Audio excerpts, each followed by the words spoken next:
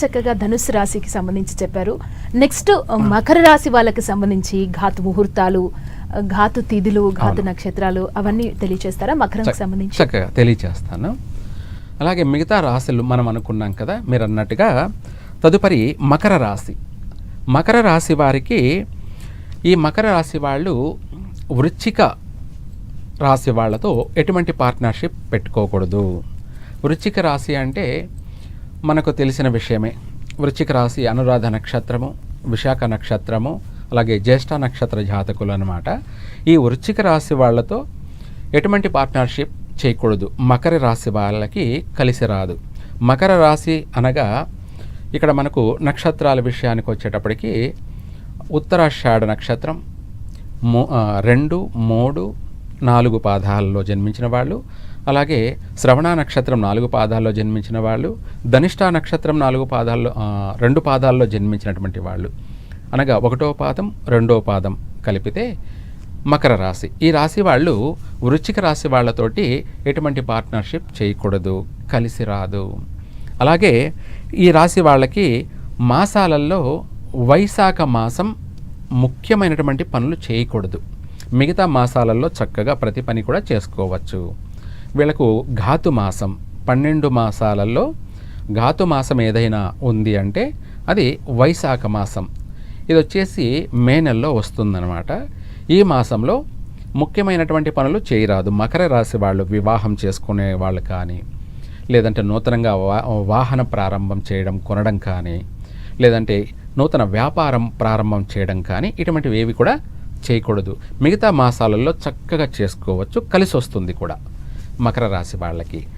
తదుపరి తిథులు లేక వచ్చేటప్పటికి చవితి, నవమి, చతుర్దశి ఈ తిథులు ఘాతు తిథులు అన్నమాట. ముఖ్యమైనటువంటి ఇంపార్టెంట్ పనులు ఈ ఘాతు తిథుల్లో కూడా చేయకూడదు. ఇవి అశుభ తిథులు, కలిసి రావన్నమాట. మనకు కలిసి వచ్చే పని ఏదైనా చేసుకోవాలి, కానీ కలిసి రానిది ఏ రోజైనా సరే మనకు పనికి రాదు. ఎందుకంటే అభివృద్ధి కావాలి కాబట్టి. ఈ అభివృద్ధి అనేది మన చేతుల్లోనే ఉంటుంది. మనం చేసే సమయం అనేది మనము ముఖ్యంగా శుభ సమయం అయి ఉంటే చక్కగా మనం ప్రారంభం చేసినటువంటి పని ప్రతిదీ కూడా 3 పువ్వుల 6 కాయల్లా దినదినము అభివృద్ధి చెందుతుంది, కలిసి వస్తుంది కూడాను. అలాగే మకర రాశి వాళ్ళు వారాలలో మంగళవారము ఈ రాశి వారికి ఘాతు వారము. ఈ యొక్క మకర రాశి వాళ్ళు మంగళవారం రోజున ముఖ్యమైన పనులు చేయరాదు. ముఖ్యంగా ఏదన్నా ప్రయాణం చేస్తున్నారనుకోండి, అది వీలైనంత వరకు పోస్ట్ పోన్ చేసుకోవడం మంచిది. అంటే ఇంకొక వారానికి మార్చుకోవడం మంచిది. ఎందుకంటే ఆ మంగళవారం రోజున మకర రాశి వాళ్ళు ముఖ్యమైనటువంటి ప్రయాణాలు చేసినారంటే ప్రాణ నష్టాలే జరిగే అవకాశం ఉంటుంది, ప్రమాదాలు సంభవించే అవకాశం ఎక్కువగా ఉంది.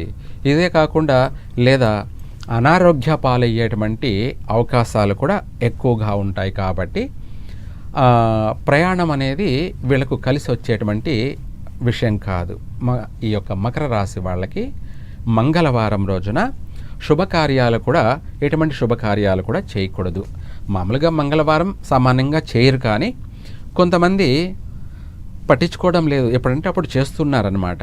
మళ్ళీ తర్వాత నష్టపోయిన తర్వాత బాధపడుతూ ఉంటారు. ముఖ్యంగా మకర రాశి వాళ్ళు మంగళవారం రోజున ముఖ్యమైన పనులు చేయకూడదు. మిగతా వారాలలో చేసుకోండి, కలిసి వస్తుంది. తదుపరి ఈ యొక్క మకర రాశి వాళ్ళకి నక్షత్రాలలో ఘాతు నక్షత్రం, రోహిణి నక్షత్రంలో ముఖ్యమైనటువంటి ఇంపార్టెంట్ పనులు చేయకూడదు. ఈ యొక్క రోహిణి నక్షత్ర జాతకులతోటి ఎటువంటి పార్ట్నర్షిప్ పెట్టుకోకూడదు, కలిసి రాదు. తదుపరి లగ్నం వచ్చేటప్పటికి మకర రాశి వాళ్ళకి అశుభ లగ్నం, మిగతా లగ్నాలు శుభ లగ్నాలు అయితే మకర రాశి వారికి అశుభ లగ్నం ఏది అంటే కుంభలగ్నము. కుంభలగ్నంలో ముఖ్యమైనటువంటి పనులు చేయరాదు.